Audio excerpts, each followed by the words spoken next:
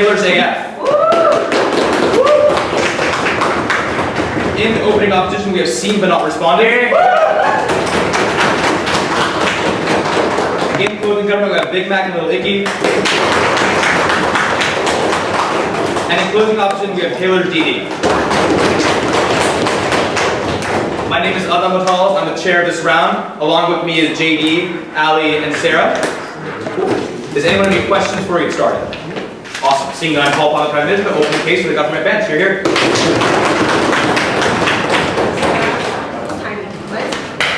ahead and join us.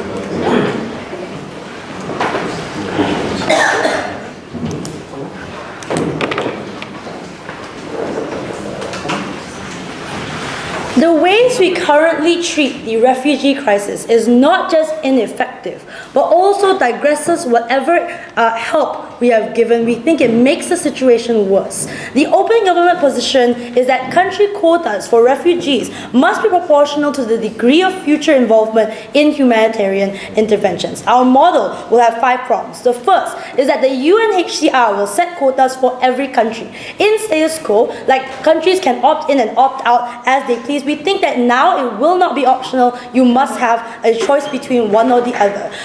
But the second, we would take into account like capacity, right? We're not assuming that the Bahamas will have to like take in the same amount of numbers as the US. We don't think that's reasonable. But thirdly, given that we consider capacity, it's about proportions. If you promise to be involved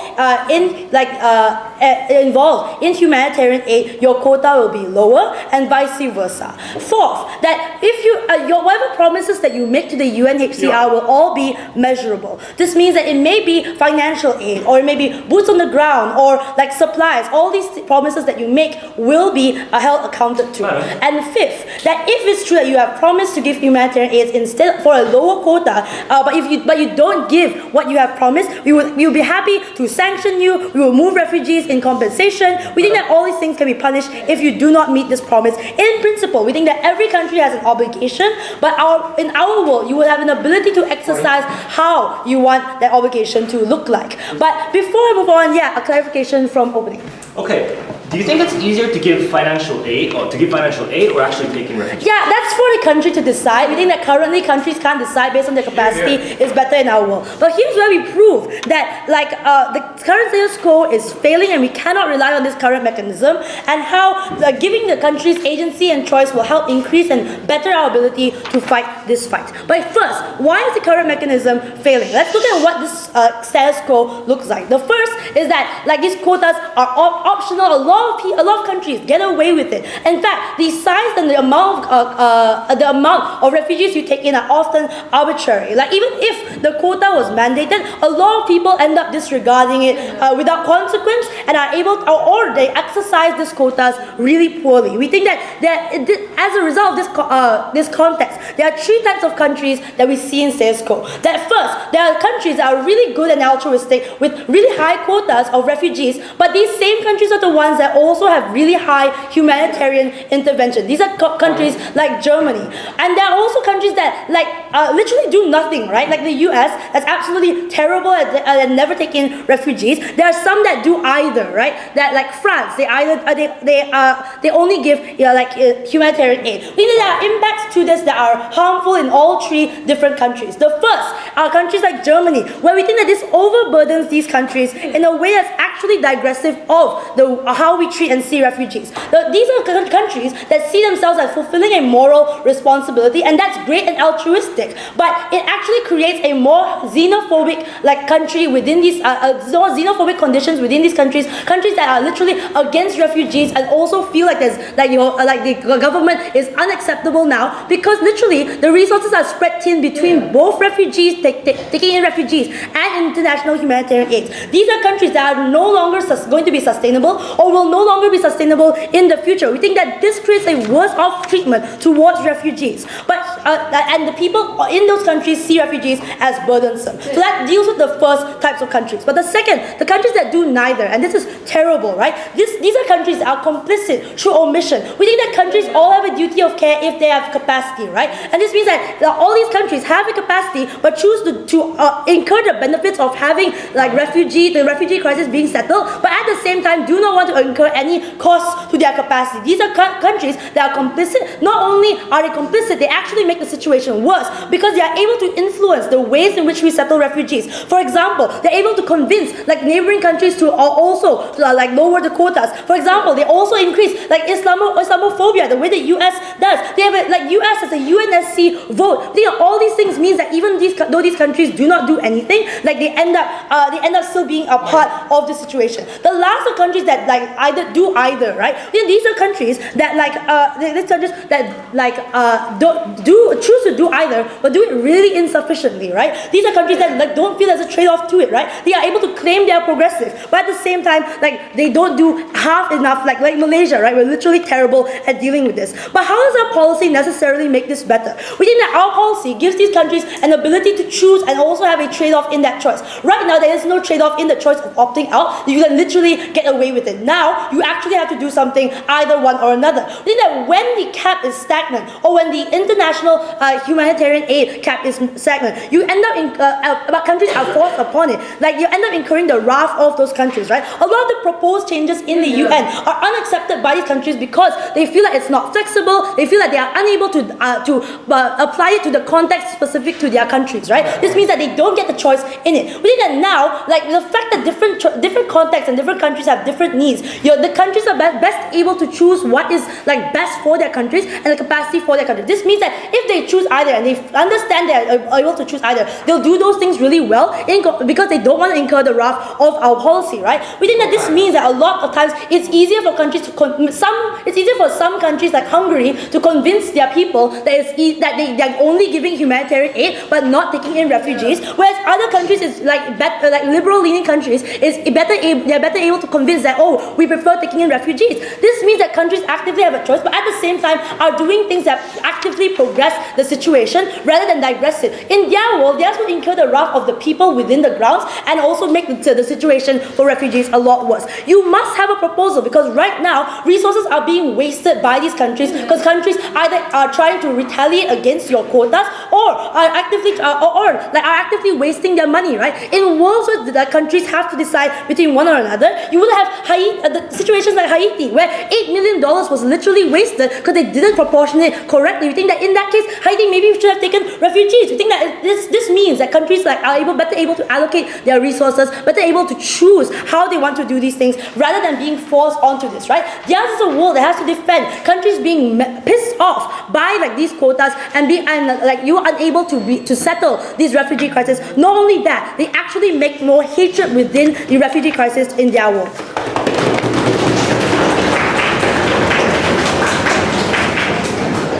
I'd like to thank that speaker for their remarks. I call upon the leader of opposition to open the case for the opposition bench.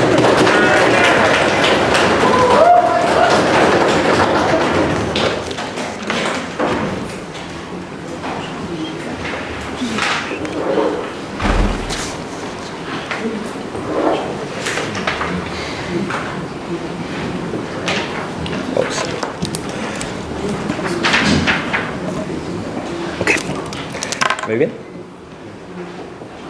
OG fails this debate because they say countries don't take enough responsibilities of refugees.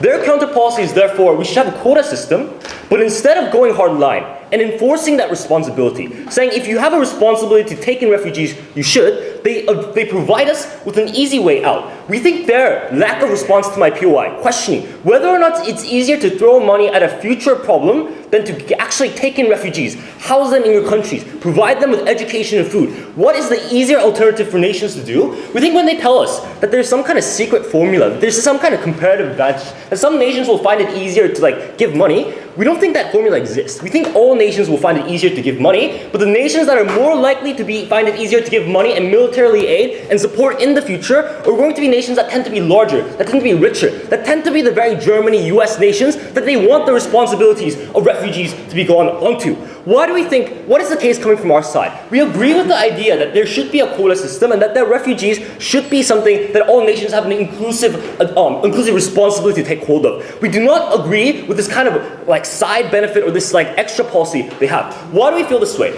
At the very best of their case, Mr. Speaker, at the very best, their case only deals with rich nations like the United States who are not fulfilling their responsibilities at the status quo. That is the very that's the best benefit we see here. But why do we think this is problematic? We think all OO has to do, therefore, in this debate is show why this policy, therefore, leads to an increasing amount of bigger nations feeling that their best national resource shouldn't be spent on refugees, but rather opt in to to humanitarian aid, therefore lowering the amount of rich nations who are likely to help refugees. Why do we think this is true? We're obviously going to tell you my extension arguments, but here, let's just flag it here. Like, we think just the political climate that they accuse of, like the wrath of the people, the xenophobia in these nations, are exactly the characterization that cost them this debate. Why do we feel this way? We think when the people of Germany are asked to make a decision between accepting refugees and giving humanitarian aid, in the current political climate that they accuse us of, we think it's going to be much easier for these nations and much harder for politicians to say, hey, here's a perfectly fine alternative that 10 years in the future will give monetary aid, but let's just take in all these refugees.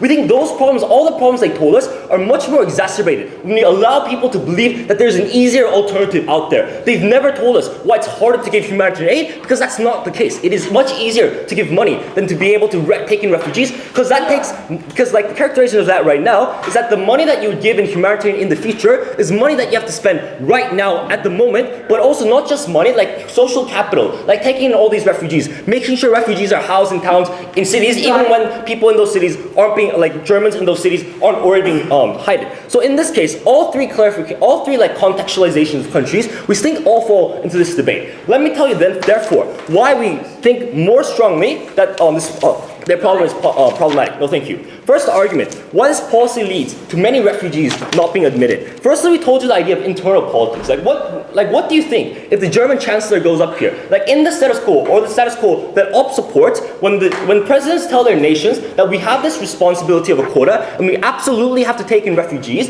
there is no alternative, people will moan and grumble, but like if that is the end alternative, on comparison, there's less of a backlash when that same president or chancellor, thank you, tells you in a moment that tells you that there is this alternative to send money in the future, or like send money somewhere else, but instead let's take in people. Like obviously there's a huge, much bigger backlash. Closing, did you have one? Dublin 3 has the only basically obligatory treaty that can force at least EU members, but Hungary still refuses to take one. Tell me whether you had solved any of the backlash under your model. Okay. We think the situation is same on both sides, however. Like on their side, like if they were debating in a world where they can give responsibilities to each nation to implement the quota and therefore allow some nations to opt out, we think that situation is the same. We'll also have that same mechanism they have here. The only difference is we do not diminish our mechanism with giving like a political mandate to bigger nations, that more xenophobic nations, to opt out. When they give us the example of Hungary, we don't think Hungary is going to give aid because they have more money. Hungary is going to give aid because their people are xenophobic and their politicians are going to have a riot if they try to accept more refugees.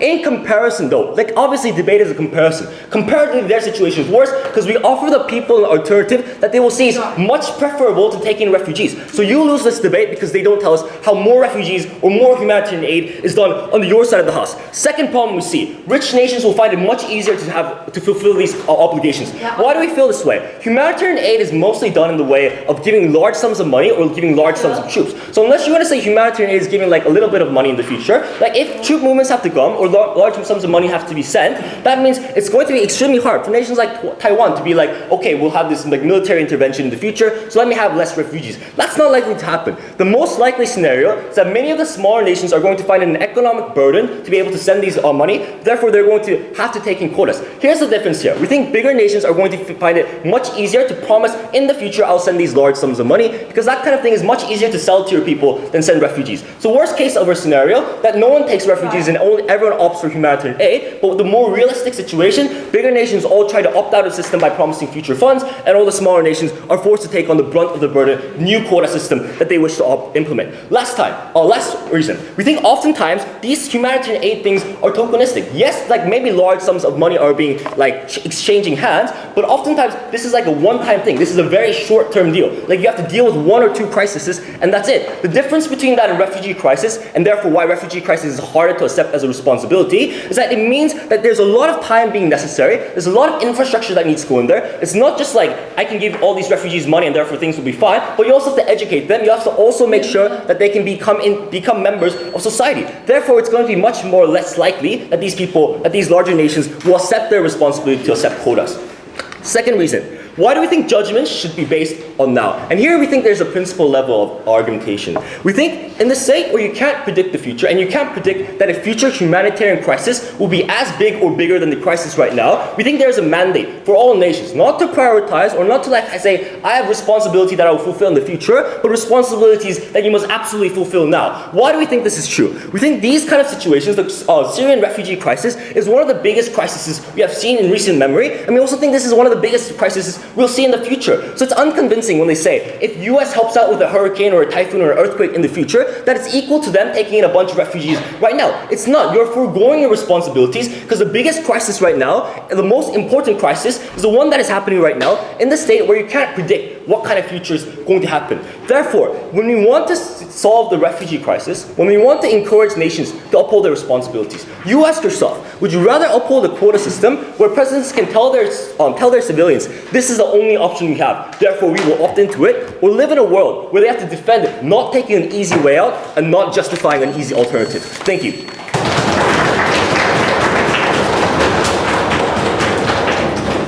I'd like to speak to the remarks. Call upon the Deputy Prime Minister to continue the case. The government bench are here.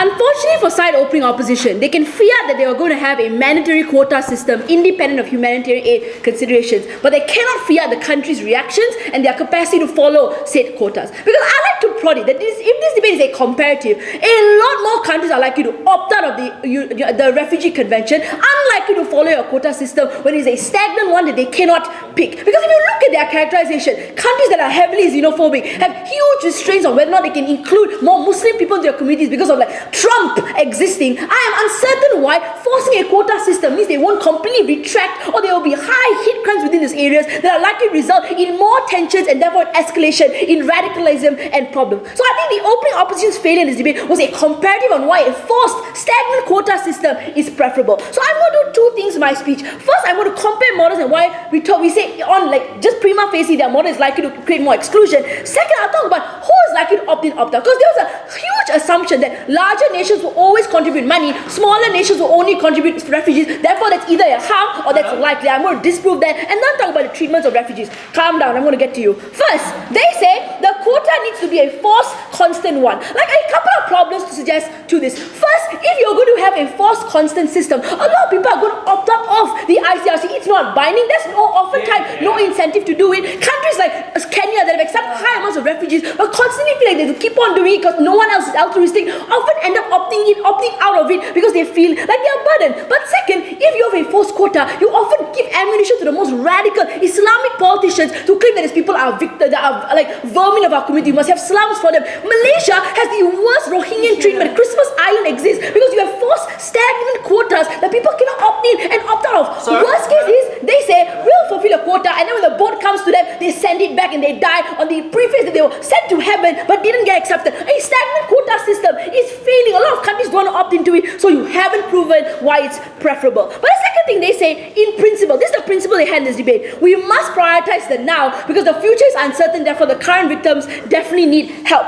Look, the first thing we will suggest is this is just factually untrue, because two things will suggest to this. The people of the future are literally victims of the status quo right now, so we are complicit in the status quo, therefore we created the victims in the future. They didn't consent to being born in this life. So whilst I agree we must care about the now, which we are, we also think you have an equal and proportional responsibility to care about the future. You are not divorced from the status quo and the future, like the DRC. When there was a conflict in there, it spilled to neighboring countries, it created like genocidal states. I think the future is heavily related, therefore we have an obligation to solve it right now, not wait for the future and then eventually mitigate it. But the second thing I'll say is, if people know they have an obligation to the future, they are more likely to preemptively prevent humanitarian crisis. It's just logical, right? Because if you know you're going to have to spend huge amounts of money pumping into Syria when there's a crisis, or into Iraq, you're more likely to engage in diplomatic talks earlier. You're not likely to isolate states. I think a lot of reasons why we're not engaging in humanitarian problem solving is because we think it hasn't gotten that bad. When it gets bad, we'll get to that. And that is the worst problem, because once it gets there, often we cannot come back. So we think in principle they lose this debate. Their quota system definitely doesn't get them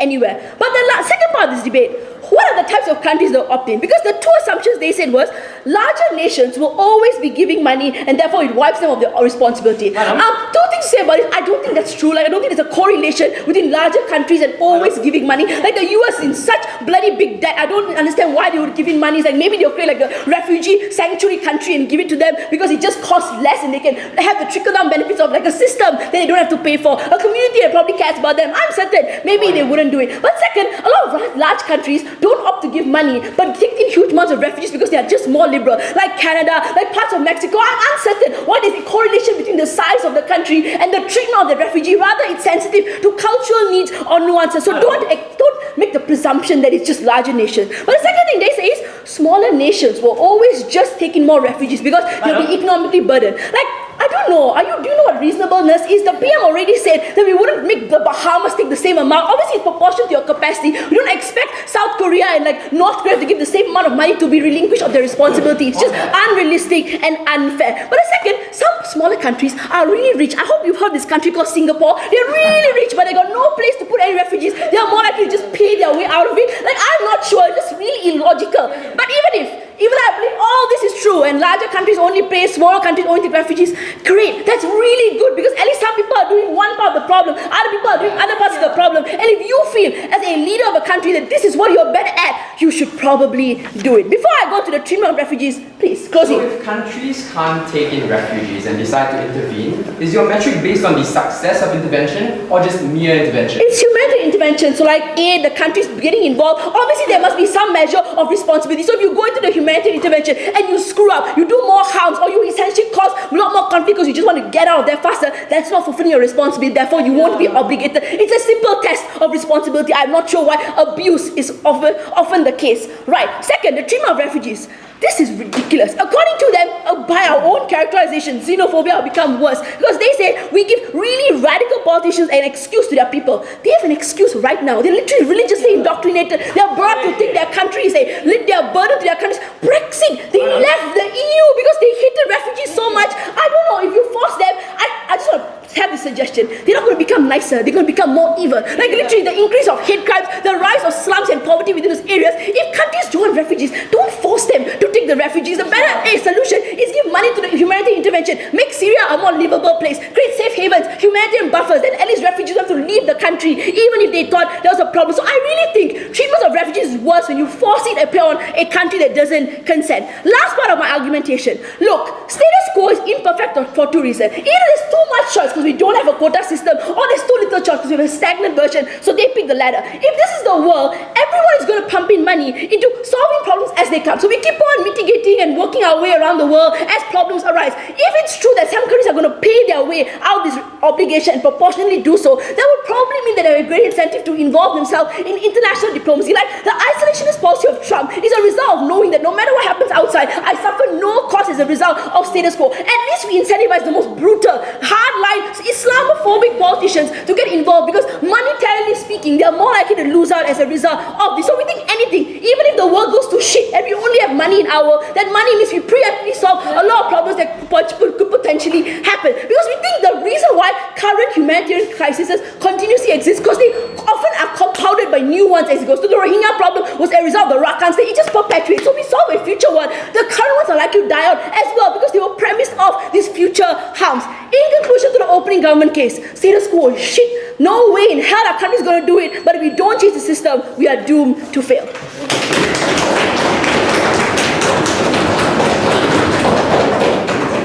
I'd like to thank our speaker for the remarks. Call upon the deputy leader of opposition to continue the case for the opposition bench here.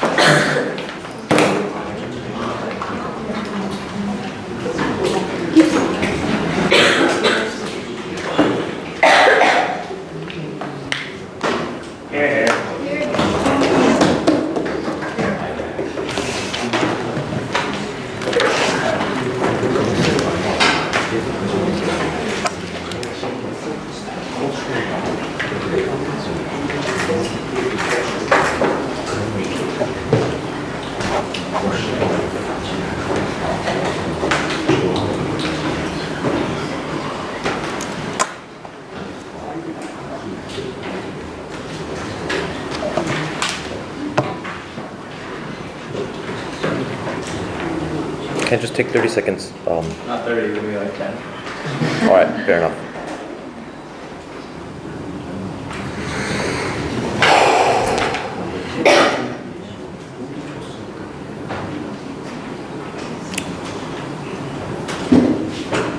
Mr. Speaker, if the world works as the opening government has tried to portray to us, it'll be a very nice place to live, where people live up to their responsibility, where conflicts can be accurately predicted and then therefore effectively prevented. That would be a very nice world.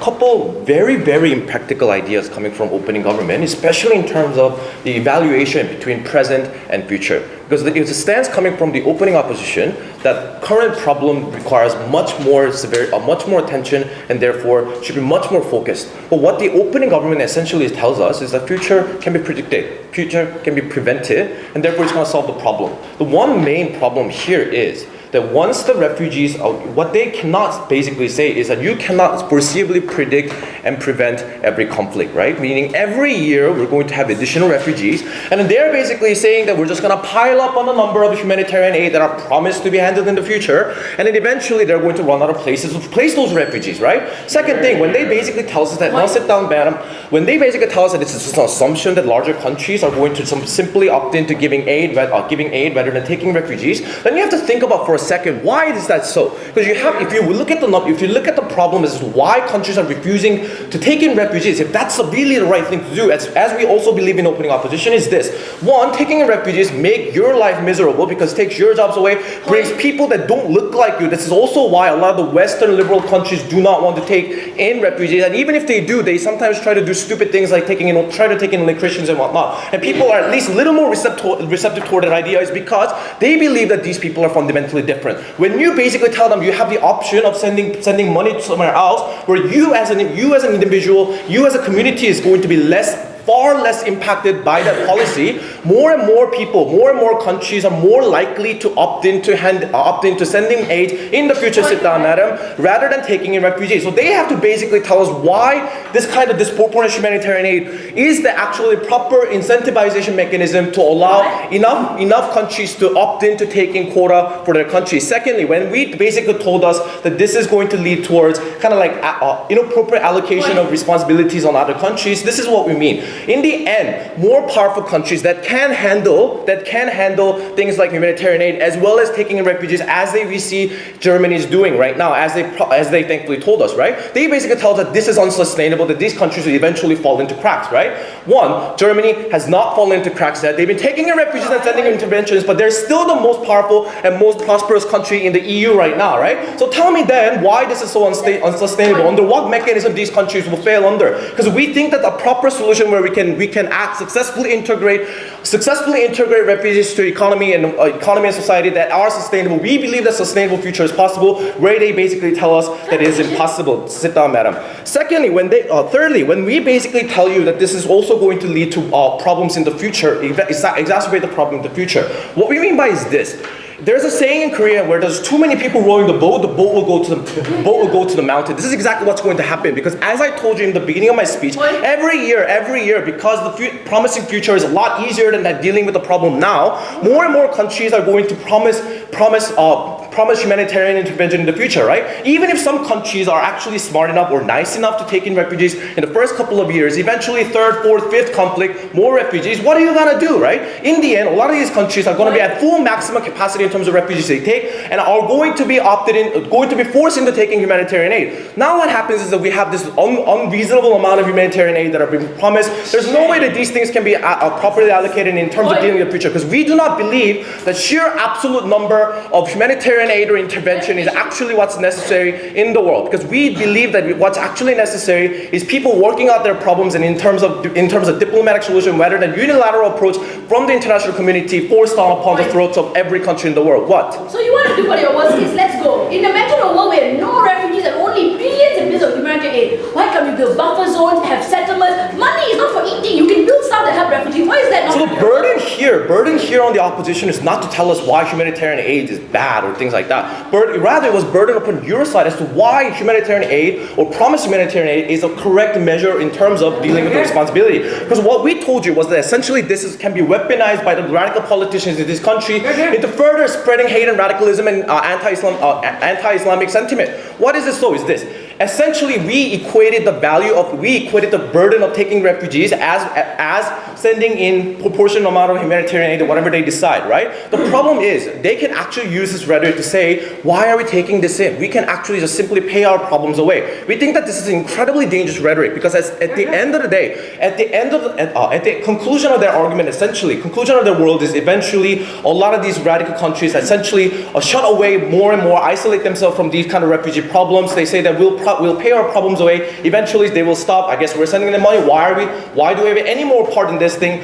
That's the problem that we think is going to be exacerbated. So in the end, Mr. Chair, what we have to essentially discuss is this: under what side do we actually allow proper management of the problem of refugees? We think that under our side, we actually support in terms of diplomatic pressure, in terms of UN constantly trying to motivate other countries to take in refugees and things like that. And we think that that's much more viable solution. Why? Because even if they tell us that things are not working, but we still do see refugees being settled into countries. We still do see countries like Germany, countries like Jordan, countries like Kenya, they told us, taking in refugees. So tell me why there's a problem. Because under your side, sit down, madam, under your side, essentially you're allowing these politicians, you're allowing this right-wing politician in these countries to give a proper excuse for that, for God's sake, to not take in refugees in the future. We think that under their side, problem essentially snowballs on both accounts. We think that that's not an adequate solution that we want to uphold in today's debate. Second thing, we basically have to look at the practicality of all of this, because we believe that especially when it comes to international politics,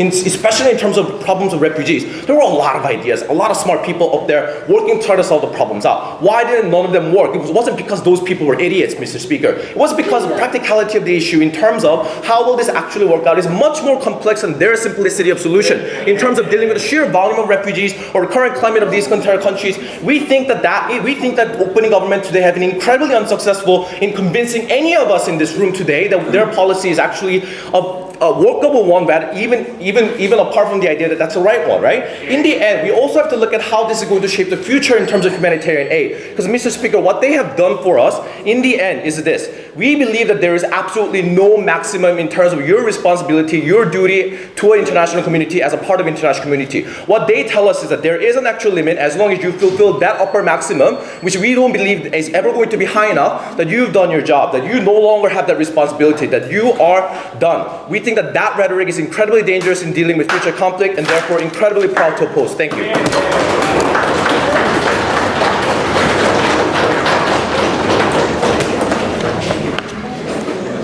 I'd like to thank our speakers of arts, call upon the member of government to open the back up debate, particularly the case of the government bench.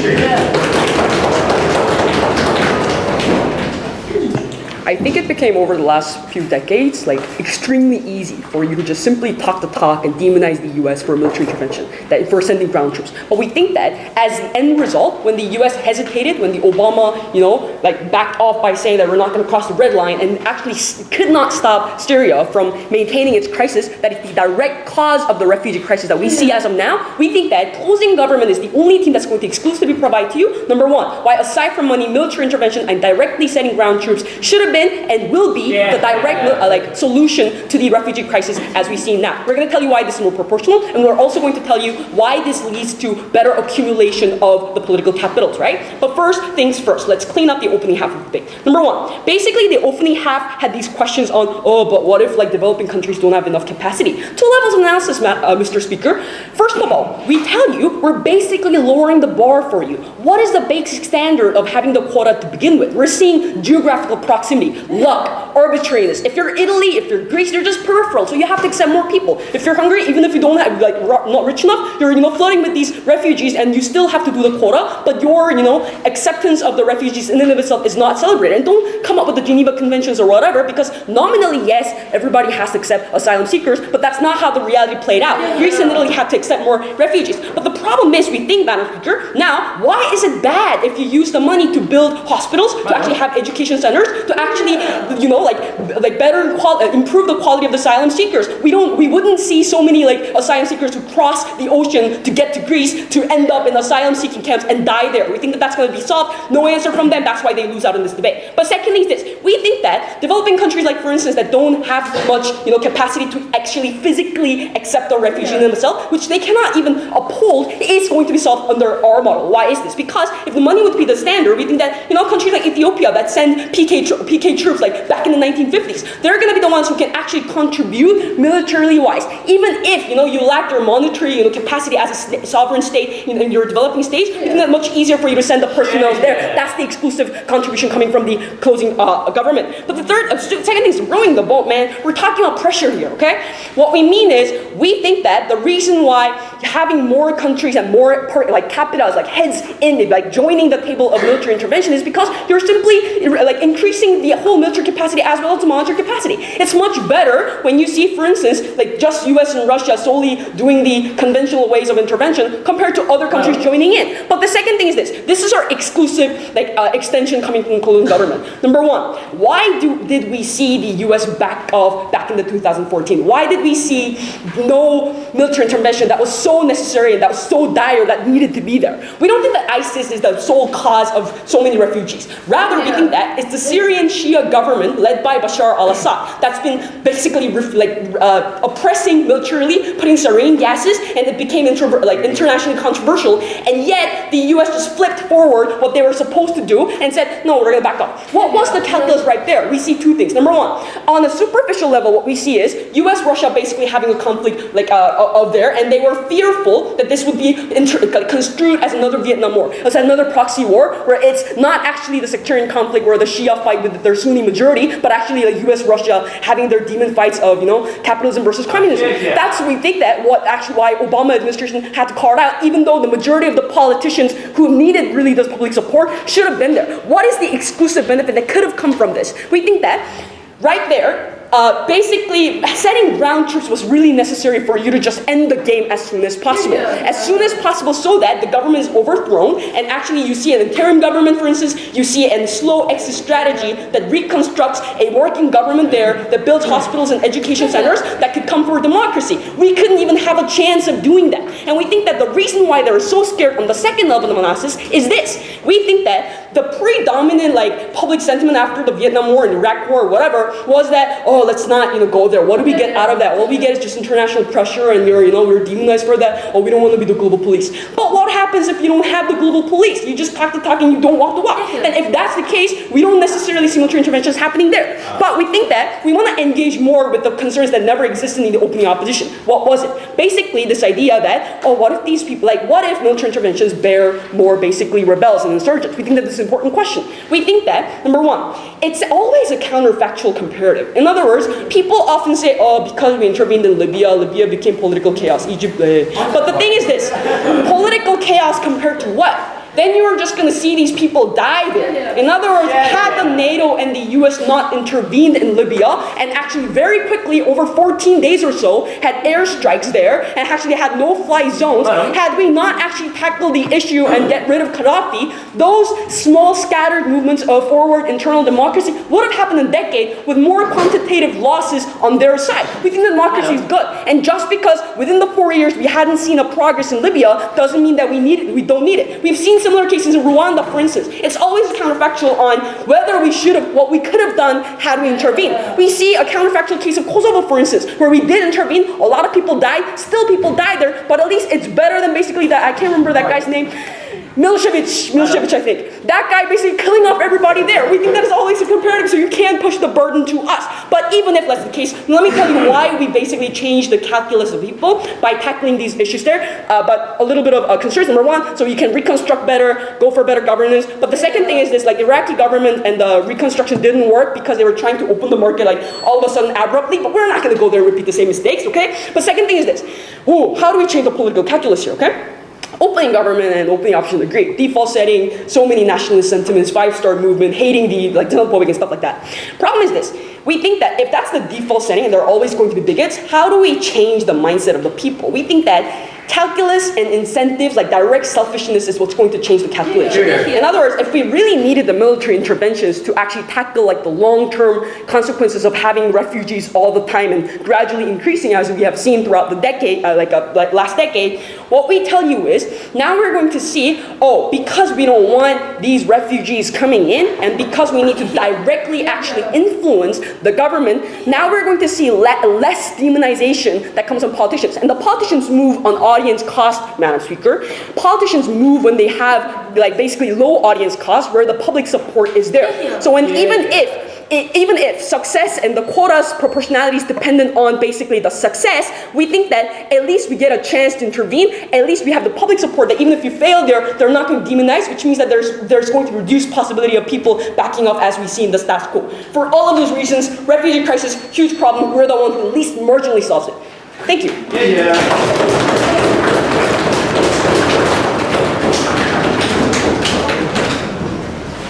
I'd like to take our speaker remarks, call one member of opposition, and continue the debate to the opposition bench here.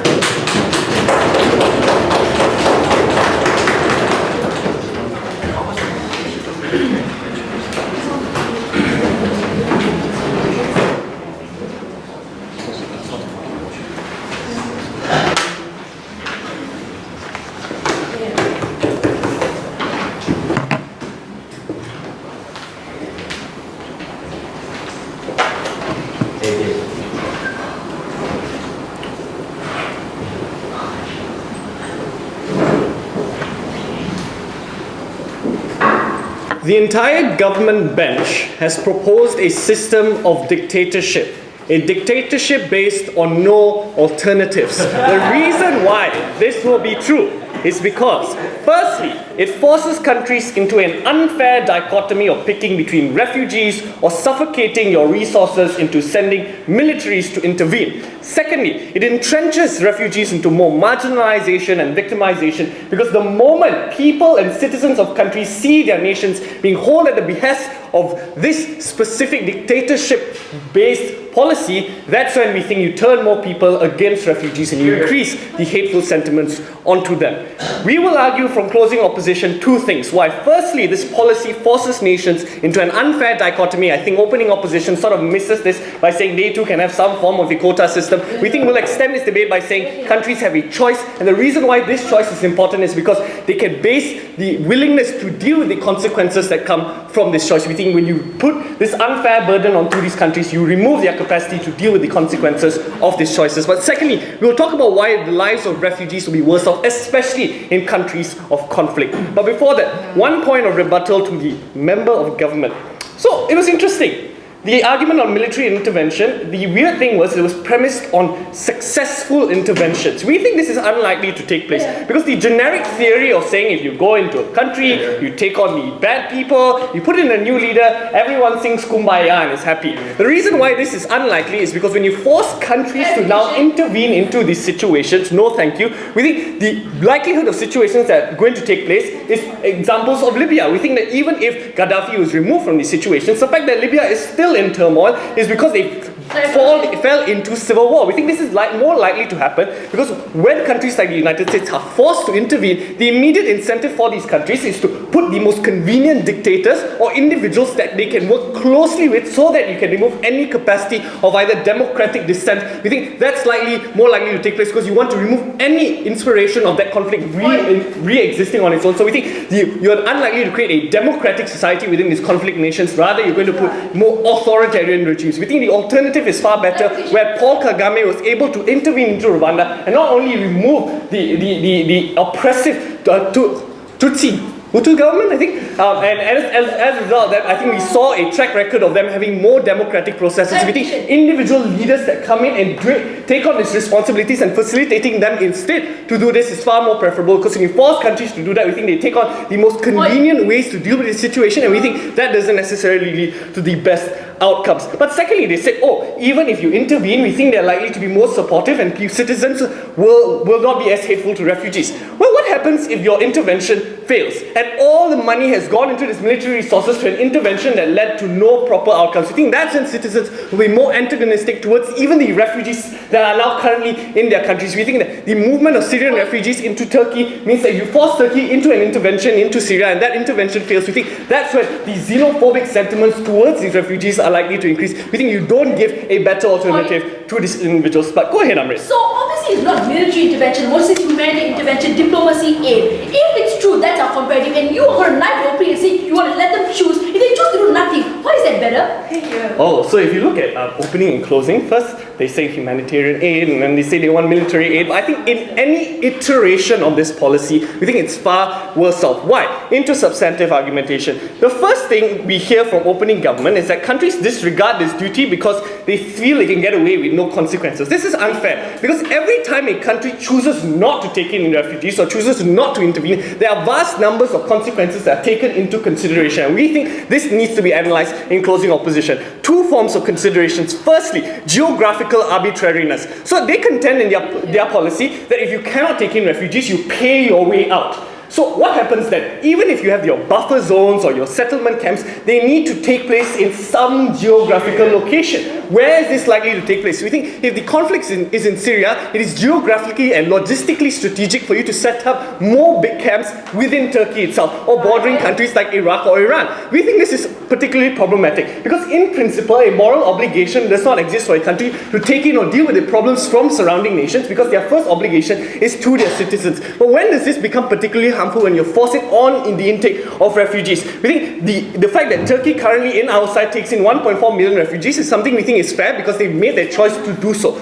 But how does this dichotomy then change when you force these countries to do that? We think that's when you are unlikely to get the support from the people to want to fund programs like the temporary protection regime. Because as much as they are able to take in individuals, it's highly dependent on citizens of their country being willing to support these programs and to treat these refugees in a better way. The moment countries, Turkey is seen to be accepting more refugees than it can take in, we think that's when the treatment of these refugees will be worse off on their side. That's why we think in conclusion to this principle, it's justified for Turkey to close off its doors if it cannot take in refugees, because the principle of choice means that countries will be able to deal with the consequences of the outcome. We think they don't provide us a platform or avenue to show how these countries will be able to deal with the loss of resources or to deal with the anger of the people that are likely to come out from these situations. No, thank you. But secondly, what about political situations? Because if you look at where Syrian refugees will go, if they are likely to go to Iran, we think that's where the lives of these individuals will be worse off, because Iran is highly dominated by a Shiite government, and if all these Sunni Muslims go in there, we don't think the treatment of these individuals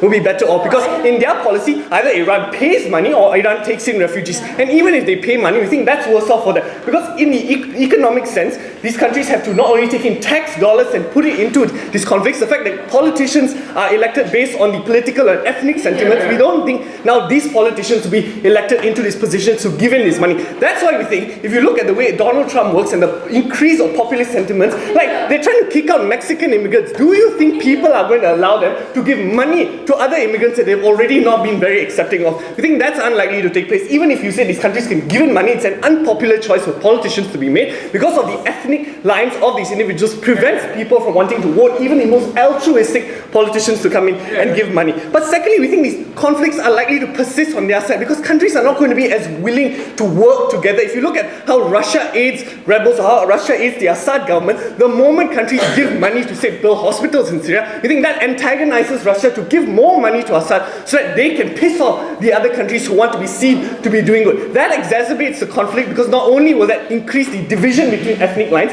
but it also means that the conflict does not get reduced, because every country now wants to piss each other off just so they can show we've either given more money, or if you're giving more money, you are now undermining our political sentiments when we want to intervene with these individuals. The conclusion to this argument is, if countries cannot deal with the consequences of intervening or taking in refugees, that choice is a valid one. If you force it into these countries, the lives of refugees will be worse off, and the people's sentiments towards these individuals will be worse off.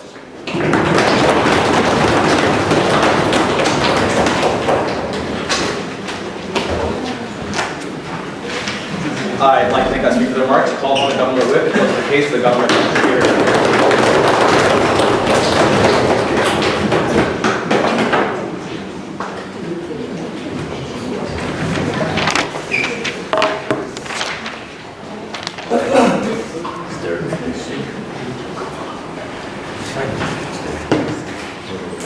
May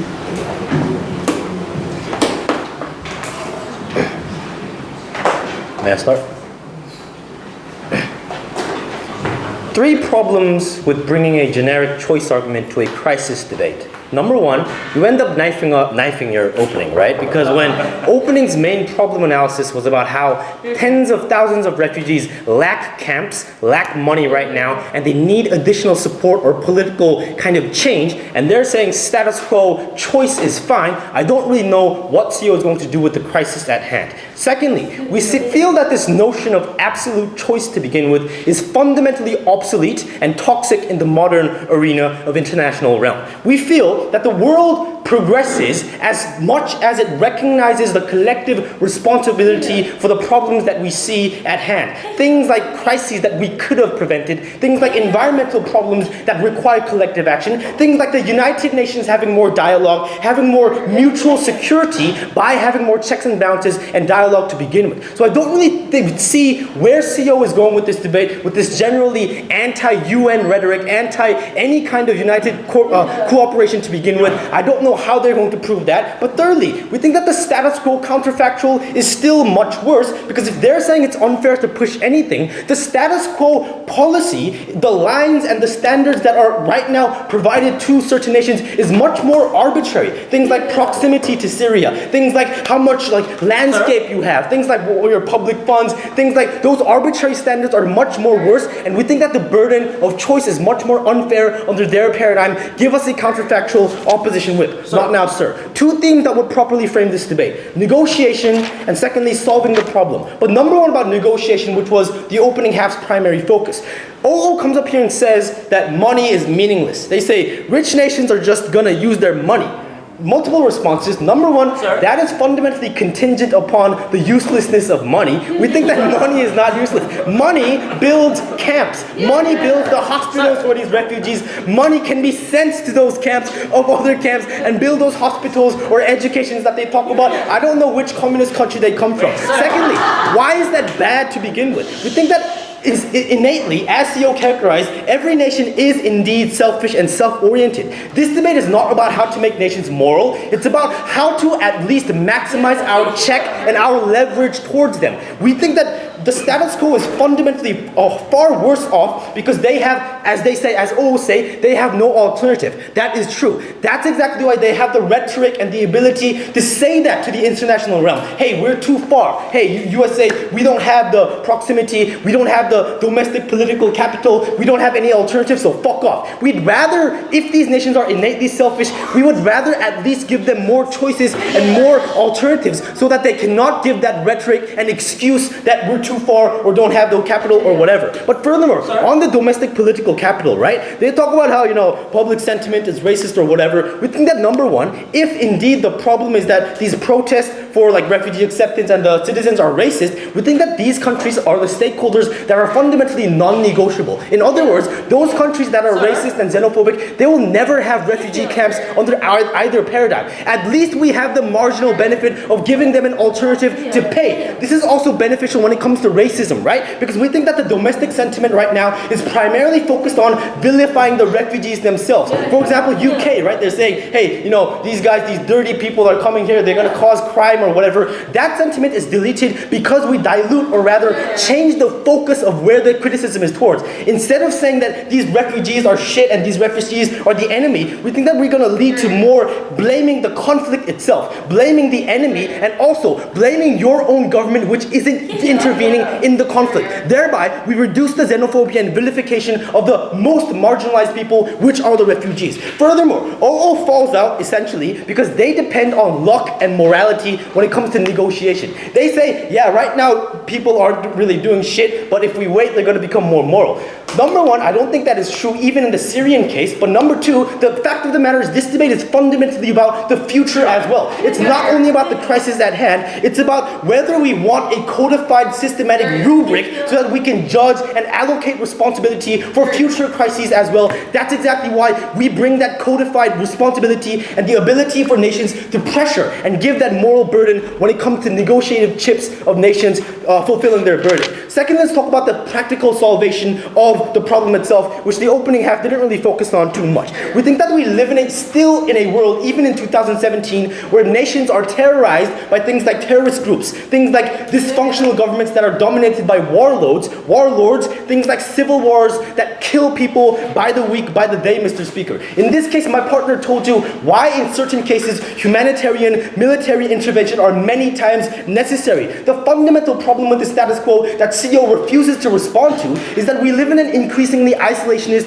environment, Mr. Speaker. Things like Vietnam War, we see it's immensely difficult for the governments to persuade their own public sentiment to actually get into these engagements and get into these interventions. That's exactly why when thousands of Hutu or Tutsi, I don't know either, but corpses were lying on the streets, USA did nothing and vetoed the resolution because their own domestic realm doesn't agree with it. We feel that we provide a solution to that by causing military intervention much more easier and much more negotiatively possible. CEO comes up here and says that, hey, military intervention itself tends to be unsuccessful, therefore, don't do intervention. Multiple responses. Number one, we feel that it's ironic that they give an example of a past failure to begin with. We think that the primary reason nations fail in their intervention is because they miss things like time frames. They miss things like limited intervention opportunity, which you have to go right now. For instance, 2014 Syrian regime before its dominance over its people, intervening right then is impossible in the status quo because your own domestic support gets out as soon as a media picture of the war comes back to USA. They say, fuck that intervention, let's go back. That's why many of those interventions fail. Secondly, we think that they never gave us a counterfactual because the counterfactual is the status quo, which is waiting, right? Waiting for the Syrian regime to have, fight like they're gonna solve it themselves. Waiting for that. That led to the crisis at hand to begin with. I don't know what they're going to do about that. But thirdly, at least, even if we don't solve the conflict, we bring more checks and balances to the table for two reasons. Number one, we bring more media attention. For example, when USA and Russia go in Syria, that's exactly why when the international society began to focus in that issue and how many people are dying to begin with. When that media attention happens, at least we can minimize things like chemical weapons, at least we can minimize things like actual war crimes and have more attention. But secondly, also, for example, if an American soldier actually goes in, if he dies, that gives much more reason for USA to actively intervene there and cause more salvation. Because we analyze the problem and because we solve it, CG wins.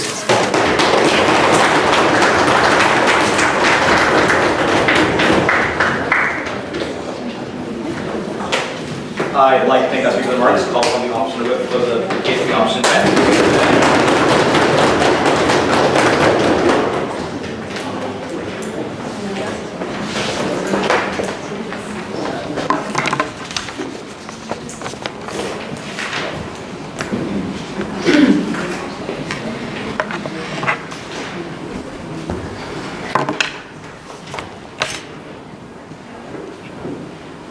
Wars have no right or wrong by many perspectives. Intervention is always arbitrary, and I don't know how, when more countries come in and intervene, you're going to get a neutral ground or neutral body to regulate that. I think a lot of their argumentation or examples is contradictory. For example, like in the Turkish war, in many wars, in the Syrian war as well, you had proxy members like Russia and the US fighting and clashing head to head. When you intervene as a world, which side do you necessarily pick? And this was the nuance that Dave told you on why you complicate issues within war and you end up messing things up even further. Something that we can't even believe they came up with, or rather even accept that it will make sense in this debate. I'm going to talk to you about why Dave's argumentation was very necessary in this debate and what's relevance was. He told you that geographic arbitrariness is something that leads to a lot of consequence, that puts pressure on some countries that are nearer than others. I don't think we got a response to this. But secondly, I think when you unpopularize certain politicians as a result of forcing them to take up this issue to fund or intervene, that is when you get less genuine politicians in the future, and you put a rhetoric, a very general and stereotypical rhetoric that refugees are the problem and we have to solve them. This is the biggest issue that I don't think that side government solves as a moment. Because we told you that the lives of refugees will get far worse as a result, as a consequence as well, and you jeopardize the ability for future genuine politicians to convince that refugees are good. Because you fuel the same stereotypes that everyone on the ground or all your citizens that you are subservient to as a politician to not believe your stances and to dethrone you the next election. I think the conflict between countries is something that's also important, but not a lot of credence was given to it. The ethnic tensions and the Kurdish people, especially in that tension. I don't know which side you pick, and you end up complicating issues, especially when they're not your issues per se as the Western government or any worldwide government, but rather something that must be intervened in a sacred and sentimental level on the ground. I'm going to deal with closing government first in my issues, and I'll deal with opening government as well.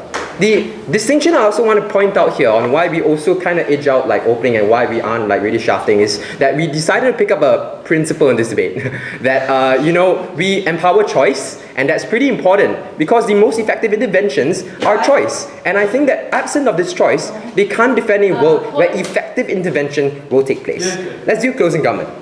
The first thing I want to claim is that more proxy wars will start because you incentivize countries to chip in their opinions on positions. Many countries that actually want to go into proxy wars, especially like blood-tasting Russia over there, right? The moment that he can justify a proxy war based on saving refugees, I think these more malicious, intentful individuals will come in and intervene as well. But even if more people intervene in the war, I think it's very hard to organize these militaries for a few reasons. Because the more countries you contribute with low-skilled veterans and low-skilled soldiers, right? I think you kind of can get the war worse on the ground as well. But also, it could fail because the dynamics between countries don't work well or perhaps don't exist at all, especially if your ideologies are different.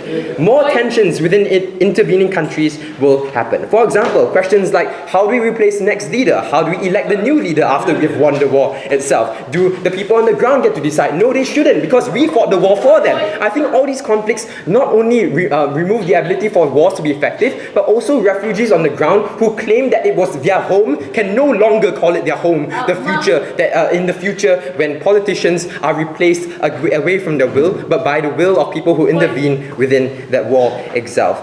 I think that's clear on our side. But next thing, about populist nature of politicians that prevent so much money to go to refugees. I think a lot of politicians have dodged it before. Like Australia, for example, they dump everyone on Christmas Island. They chip in a buck or two and they claim that they've done their job. I think many countries will also opt out or try to prove that they've done a good job, but rather they haven't done a good job, like the oppressive natures of Christmas Island's treatment of refugees over there. But lastly, about isolationist environments, I think in general that if you claim that there's limited intervention opportunities as well, you become more brutal on site closing government, where their operations will rather try to attempt to finish the job quicker and as fast as possible, leaving buildings collapse, leaving collateral damage on the ground. I think the lives of refugees will be far worse because it's much harder for them to rebuild it as well. The alternative that we pose to you, that countries that prefer to intervene effectively, like Turkey or the US at some point in time, once upon a time, right? I think those are the better alternatives that we'll look onto because they actually make refugees feel much better on the ground. Before that, I'd like to take closing.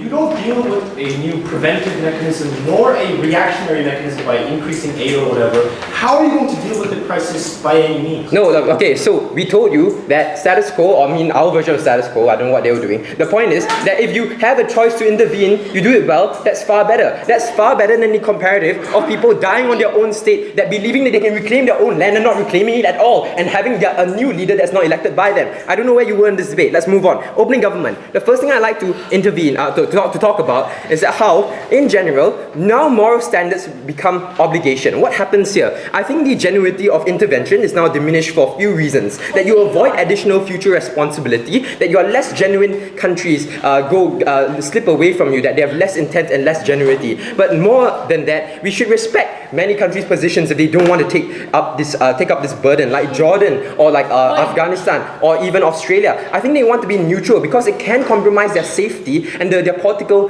position within the world or within the conflict itself. Does their side really solve this problem? They force the biggest actors that are states that are close by to work? I don't think so, for a few reasons. If you force these people to intervene and do a job, they also must be subservient to the people, to not accept, example, Kurdistanese people that they feel are bad in nature. But they also have to take them in because if not, I'll get sanctioned. I think that conflict is one that's very sad for a refugee, because if you analyze the the mindset of a refugee, he's just gone through war. He doesn't belong anywhere. And when you put him in a new place, where he has to fight a new political war, and he still feels that he doesn't belong anywhere. I think this is far worse, and we far disincentivize a lot of these refugees from even living or having a purpose in this life.